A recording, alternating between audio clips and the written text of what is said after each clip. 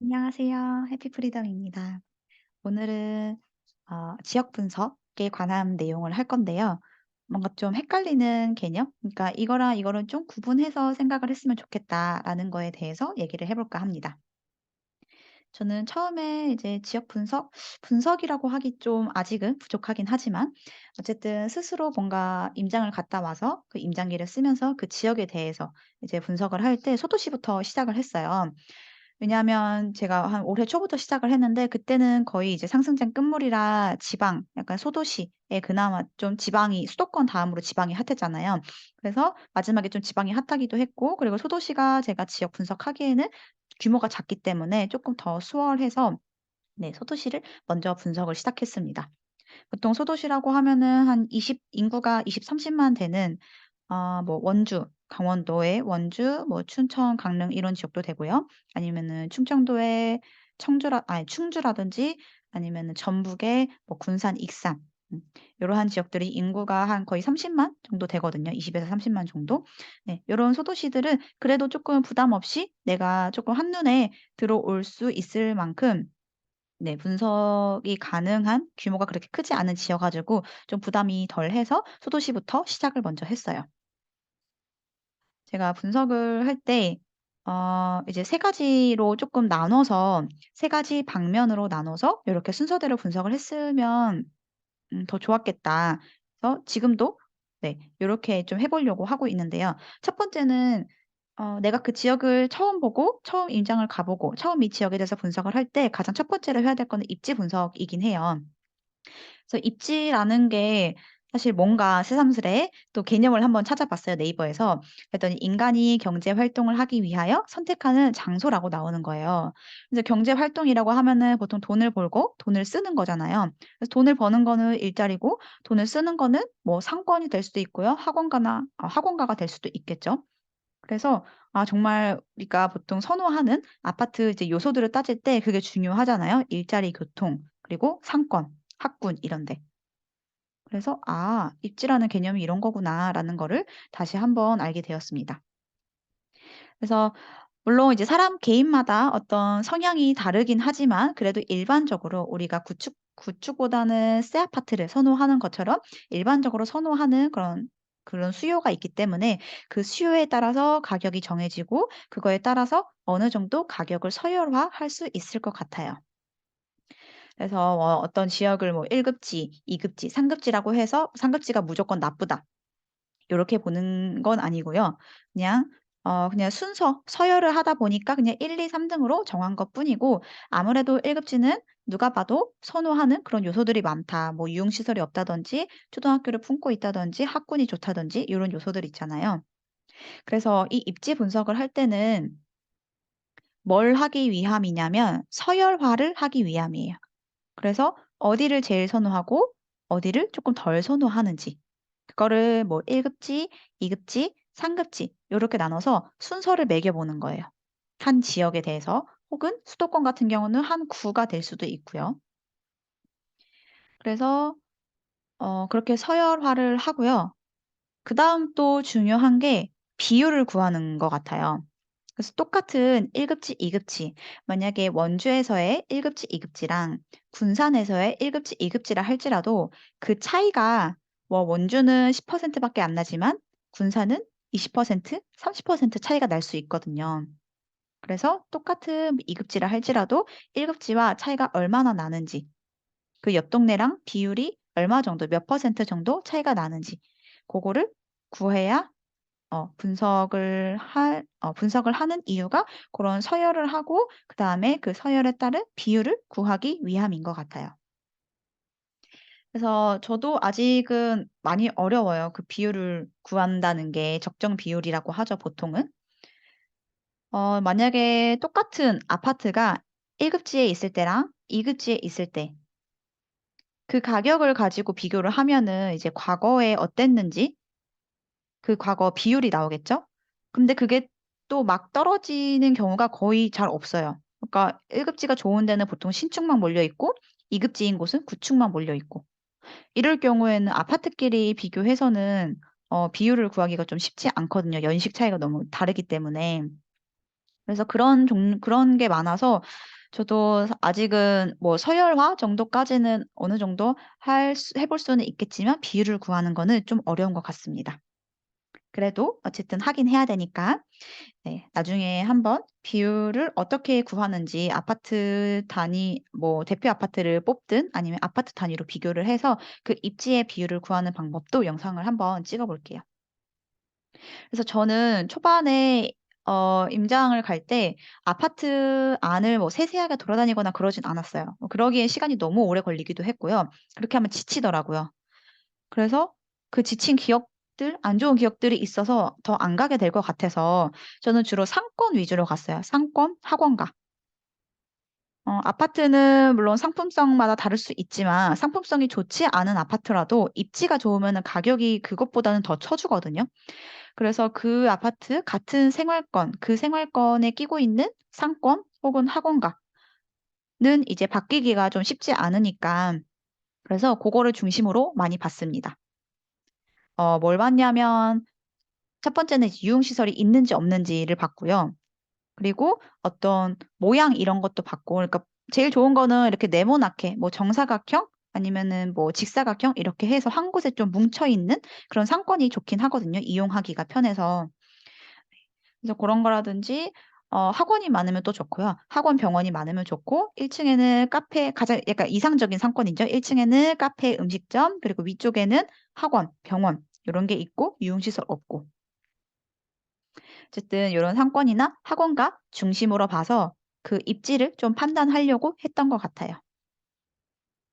네. 어쨌든 내가 새로운 지역에 대해서 임장을 가고 분석을 할 때는 첫 번째로 해야 될 것은 입지 분석인데 그 입지 분석에서 나와야 되는 결론이 그래서 1 급지가 어디고 그래서 2 급지가 어디고 그래서 그 1 급지와 2 급지의 차이는 몇 퍼센트 정도 차이가 나고 요게 결론이 나와야 될 것 같아요. 그렇게 입지 분석을 하고 사실 이거를 하는 이유가 투자를 하기 위함이잖아요. 제가 뭔가 임장을 갔다 와서 임장기를 쓰면서도 어느 순간 내가 투자를 위한 게 아니라 임장기를 위한 뭔가 글을 위한 글 쓰는 거를 위한 임장을 하고 있다는 생각이 들었어요. 그래서 항상 그 목적 의식을 좀 잃지 말아야겠다고 생각을 하는데 어쨌든 투자를 하려면은 저평가된 곳을 찾는 게 목적이잖아요. 그래서 이렇게 입지 분석을 해야 가격 분석도 할 수 있기 때문에 그래서 입지 분석이 첫 번째긴 한데요. 그다음에 해야 될 게 그래서 저평가 됐냐 안 됐냐 그거를 판단해야 되는데 첫 번째 입지 분석에서 1 급지, 2 급지를 나눴고요. 그거의 적정 비율을 구했어요. 만약에 예를 들어서 1 급지가 기준이라고 한다면 2 급지는 한 20% 정도 차이가 나야 돼요. 그랬는데 현재 시세를 봤을 때 현재 시세가 한 30% 정도 차이가 난다라고 하면은 2 급지가 10%더 저평가된 거죠. 네. 고렇게 적정 비율과 현재 시세를 비교해서 지금 이 단지가 혹은 얘를 도시별로 비교를 한다면은 이 지역이 저평가가 됐는지 안 됐는지를 판단을 해볼 수가 있겠죠. 만약에 저평가가 되지 않았다라고 하면은 여기서 이제 끝나는 거죠. 왜냐면 다른 곳에 더 저평가된 곳을 찾아가면 되니까 투자를 하기 위해서라면. 근데 만약에 저평가 단지를 확인을 했어요. 혹은 이 지역이 저평가의 지역이에요. 그랬을 때 이제 마지막 단계로 넘어가야 되는 거예요. 마지막 단계는 타이밍인데요. 이 타이밍이라는 것은 '내가 지금 투자할 시기인가?'라는 거예요. 그러니까 하락하고 있는데 투자를 하면 안 되잖아요. 그 지역마다 이제 뭐 흐름이라는 게 있잖아요. 상승 흐름, 뭐 매매 지수, 전세 지수 요런 거 봤을 때 곡선에 따라서 흐름이 흐르는데 음 이 타이밍이란 것은 음 이제 뭔가 그다음에 내가 지금 투자를 했을 때 그다음에 상승을 할 수 있는가 없는가. 저평가가 되어 있더라도 흐름이 안 그러니까 흐름이 안 좋다는 거는 미분양이 증가하고 입주 물량이 많은 그런 지역을 얘기하는데 그랬을 때 아무리 저평가가 되어 있다고 해도 상승을 못 할 수가 있어요. 그런 흐름이 안 좋으면 그 지역 분위기가 안 좋으면. 그래서 예를 들어서 지금 대구나 인천 같은 경우는 입주 물량이 엄청 많죠. 포항도 많고. 그중에서 이제 미분양이 대구 늘고 있고요. 어 포항도 늘고 있죠. 어쨌든 예를 들어서 그런 지역이라 하면 저평가가 되어 있어요. 왜냐면 요즘에 많이 떨어졌기 때문에 저평가가 되어 있지만 지금 들어간다 했을 때 2 년을 보통 우리가 기준으로 고려를 해야 되잖아요. 2 년을 생각을 했을 때 그때에도 사실 입지 물량이 많을 수 있어요. 많아요. 24 년, 뭐 25 년이면 쪼끔 모르겠지만. 어쨌든 그랬을 때 매도를 할 당시에 사실 사이버 머니잖아요 이게. 매도를 할 때 가격이 중요한 거잖아요. 그때 상승을 했냐 안 했냐. 지금 살 때보다 팔 때가 더 중요한 거잖아요. 그랬을 때 그때 입지 물량이 많아 버리면은 오히려 더 떨어질 수가 있겠죠. 못 팔 수도 있고. 그래서 아무리 저평가가 되어 있어도 '내가 지금 이거를 투자할 시기인가 아닌가.'는 또 다른 문제라는 거죠. 네. 그래서 요 세 가지를 물론 순서대로 하긴 하지만 쪼끔 별개로 봐주 생각하면은 좋을 것 같아요. 네. 그리고 쪼끔 한 번 더 구분해서 생각했으면 하는 개념이 대장 아파트랑 최고가 아파트인데요. 물론 같을 수도 있어요. 같을 수도 있지만 무조건 같은 건 아니다. 예를 들면 제가 청주를 가져왔는데요. 청주에서 조회를 20년 1월 1 일부터 했어요. 왜냐면 대부분 19년 말부터 올랐기 때문에 정고점 요즘에는 사실 거래가 잘 안 돼서 정고점 기준으로 해서 그전에 최고가가 어디 아파트가 찍었나를 조회를 해본 건데요. 1 위가 청주 지웰시티 푸르지오고요. 2, 3 위가 지웰 2차 가경 아이파크 3 단지 요렇게 해요. 근데 사실 대장 아파트는 그동안 대장 아파트는 지웰 2 차였고요. 뭐 가경 아이파크 3 단지도 대장 아파트로 보는 경우도 있긴 해요. 네네. 그 둘이 그냥 똑같다고 생각하시면 비슷하다고 생각하면 되는데 이 지웰시티 프루지오가 최고가를 찍었죠. 근데 이게 대장 아파트일까?를 보면은 요거는 인지 아닌지는 입지 분석을 해야 알 수 있어요. 그러니까 물론 지웰시티 프루지오가 복대동에 있는데 입지는 좋아요. 입지는 좋은데 그 아파트 자체가 물론 프루지오 좋죠. 브랜드도 좋고 어 세대 수는 한 460 세대, 500 세대가 좀 안 되긴 해서 좀 아쉽긴 하지만 어쨌든 그냥 이것만 본다면 푸르지오라는 거고 다른 데는 지웰시티 2 차, 지웰시티 2 차는 그냥 신형 지웰 두산 뭐 이런 이 브랜드잖아요. 이것보다는 그래도 1 군 브랜드 푸르지오를 쪼끔 더 우리가 또 선호하긴 하죠. 근데 얘가 실제 지도에서 보면은 음 저 복대도 학원가, 메인 학원, 메인 상권가에서 좀 안쪽으로 꽤 들어가 있고요. 그리고 바로 그 뒤에가 공장 지역이에요. 공단이에요, 공단. 그래서 막 공장에 이렇게 연기 나고 이렇단 말이죠. 그 뷰가 보이고. 그리고 바로 옆에는 호텔이 있어요. 호텔이 있어서 호텔도 꽤 높이 올라가기 때문에 음 아래층 낮은 층수는 뷰가 완전 없고요. 그리고 아무래도 여기가 상업 지역이어 가지고 영종률이 높아서 쪼끔 빽빽한 느낌이 들고 그리고 여기가 460 세대 정도 되긴 하지만 49 층까지 올라가는 2개 동밖에 없어요. 그러니까 사실 아파트라고 하기 쪼끔 아쉽긴 하죠, 2개 동밖에 없어서. 음. 그래서 요러한 것들을 고려했을 때 대장 아파트 혹은 그 지역의 대표 아파트라고 할 만하지는 사실 좀 그러기엔 좀 아쉬워요. 네. 그래서 청주에 이제 보통 대장 아파트라고 하면은 지웰 2 차랑 가경 아이파크 3 단지를 주로 얘기하긴 하는데 어쨌든 제가 얘기하고 싶은 거는 무조건 가격이 높다고 해서 그게 대장 아파트는 아니다. 반드시 그런 건 아니다라는 거를 말하고 싶었습니다.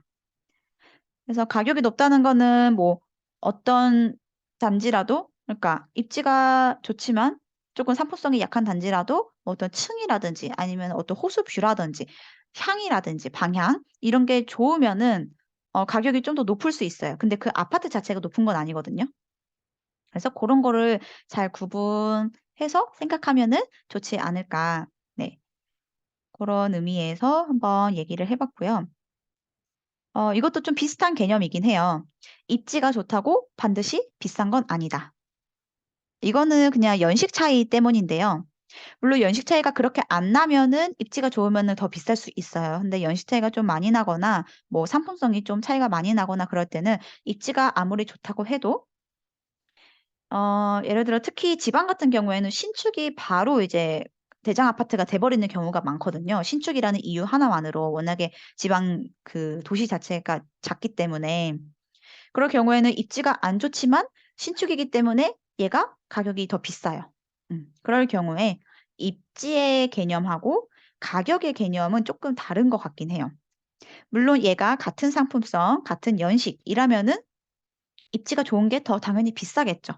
근데 그게 입지마다 다 다르기 때문에 그래서 입지가 좋다고 반드시 비싼 건 아니고 가격이 제일 비싸다고 그게 그 지역을 대표하는 대장 아파트는 아니다. 라는 개념을 좀 구분해서 생각하셨으면 좋겠습니다.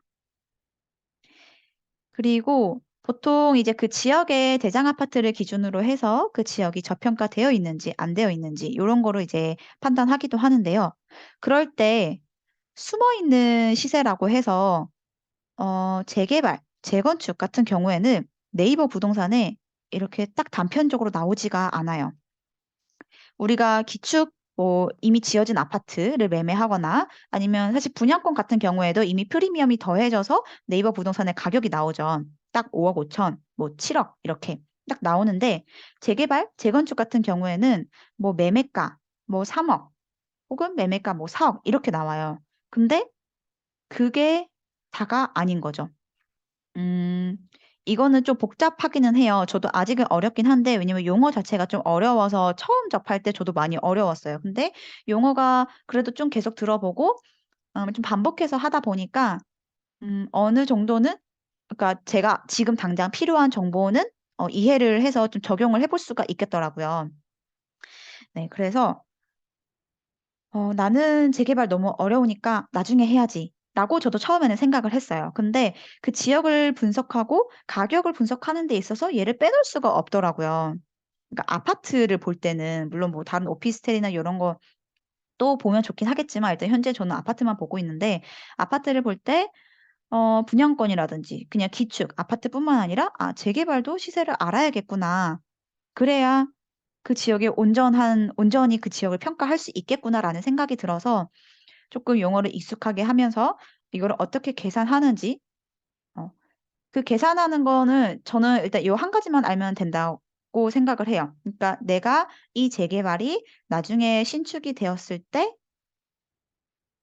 얼마에 사는 꼴이냐. 예를 들어서 내가 지금 있는 신축을 6억에 산다. 근데 옆에 있는 재개발 지역이에요. 근데 그 재개발을 물론 지금 매매가는 한 4억 밖에 안 돼. 근데 나중에 다 이게 세부적으로 계산을 했을 때 이게 아파트가 되었을 때 제가 이거를 5억에 사는 꼴이에요. 그렇다 치면 근데 재개발이 있는 입지가 더 좋아. 그러니까 나중에 얘가 대장이 될 것 같아. 그렇게 따지면은 미래의 대장이 될 아이를 1억 싸게 사는 거잖아요. 물론 뭐 그 시간 차이라든지 그런 게 있긴 하지만. 네 어쨌든 요런 거를 계산을 할 때 재개발 어떤 그거를 세부적으로 프리미엄이나 뭐 분양가 요런 것들을 계산하는 게 필요하더라고요. 네 그래서 요거는 제가 또 다른 영상에서 그냥 정말 간단하게 그냥 바로 적용할 수 있게 제가 지금 사용하고 있는 네 고 계산식만 따로 찍어 보도록 할게요. 어쨌든 제가 말하고 싶은 거는 기축 분양권뿐만 아니라 재개발도 계산을 할 줄 알아야 하고 같이 비교를 해야 된다라는 거를 말하고 싶었습니다. 네. 그래서 앞으로 이제 뭐 영상에서 이제 기회가 되면은 어떤 분석하는 거라든지 어떤 뭐 비율 구하는 거, 서열화하는 거 요런 것들을 그 하는 과정도 한번 찍어 볼까 해요. 네. 물론 제가 하는 방법이 다 옳은 것도 아니고 더 좋은 방법이 있을 수도 있고 하긴 하지만 음 네. 어쨌든 고렇게 한번 찍어 보도록 하고요. 음 근데 또 중요한 거는 음 일단 그게 틀리든 아니든 뭔가 스스로 일단 시작을 해 보는 게 되게 중요한 것 같아요. 그래야 거기서 틀린 건 뭐 빼고 더할 건 또 더하고 해서 요렇게 살을 붙여서 하나씩 쪼끔 더 단단해지는데 아예 그 뼈대 내 기준이라든지 아예 애초에 시작 자체가 없으면은 그거를 붙일 수가 없잖아요. 뭐 뺄 것도 없고 붙일 수도 없고. 그래서 물론 이제 다른 강사분들이나 여러 이제 강의들이 많이 잘 나와 있죠. 유튜브라든지 블로그라든지 요새는 자료들이 너무 잘 나와 있는데 저는 그게 그 사람들이 공개를 할 수 있는 이유가 그거를 쓴 사람이 제일 잘 이해해요. 그러니까 그거를 보고 누군가가 이해를 해서 자기 걸로 받아들인다고 해도 그거를 작성한 사람만큼은 못한다고 생각하거든요. 그래서 그런 자료들이 많이 있고 하지만 결국에는 본인이 스스로 한번 해 보지 않는 이상 본인께 되기는 정말 쉽지 않겠다라는 생각을 하고 있어요. 그래서 여러분도 어렵긴 하지만 결국에는 물론 이거는 근데 그냥 '내가 누군가 찍어 주는 거 할 거다.'라고 하면은 그거는 뭐 상관이 없어요. 이렇게 힘들게 안 해도 되는데 나는 이제 평생 저는 제 입장에서는 저는 이제 평생 투자를 할 거고 그랬을 때 결국에는 내 기준에 맞춰서 그러니까 내 스스로 역량을 키워서 나 스스로 판단을 해서 투자를 하고 싶은 사람이거든요. 그래서 그런 거를 하고 싶은 사람이라면은 결국에는 내가 스스로 해야 되고 나의 역량을 키워야 되는데 그거는 어느 한순간에 주어지는 게 아니라서 저도 아직은 많이 부족하지만 그래도 처음에 작년 12 월이나 올해 초에 했었을 때보다는 쪼끔은 는 것 같은 느낌이긴 하거든요. 그래서 어쨌든 그거를 뭐 여태까지 놓치지 않고 그래도 꾸준히 했기 때문에 '쪼끔은 더 성장할 수 있지 않았나.' 생각이 드는데 그 애초에 시작이 그래서 저는 중요하다고 생각해요. 근데 그 시작을 하려면은 되게 너무 어렵잖아요. 어렵고 부담된다는 생각에 아예 시작을 못 하거든요. 그래서 그냥 가볍게 뭐 '오늘은 이거 하나 해 볼까?' 뭐 다가 아니더라도 '오늘은 요 한 동을 해 볼까?' 아니면은 뭐 소도시 같은 경우는 요 한 지역을 해도 되고요. 그게 너무 어렵다면은 그냥 요 동을 해 봐도 되고. 어쨌든 이런 것들을 실제 적용을 해 보고 내가 결론을 내 보고 본인이 실제로 하는 게 제일 중요하다고 생각합니다. 네. 오늘은 이렇게 영상을 마무리해 보도록 할게요. 다음에 또 더 좋은 영상으로 찾아뵙겠습니다. 영상 끝까지 봐 주셔서 감사합니다.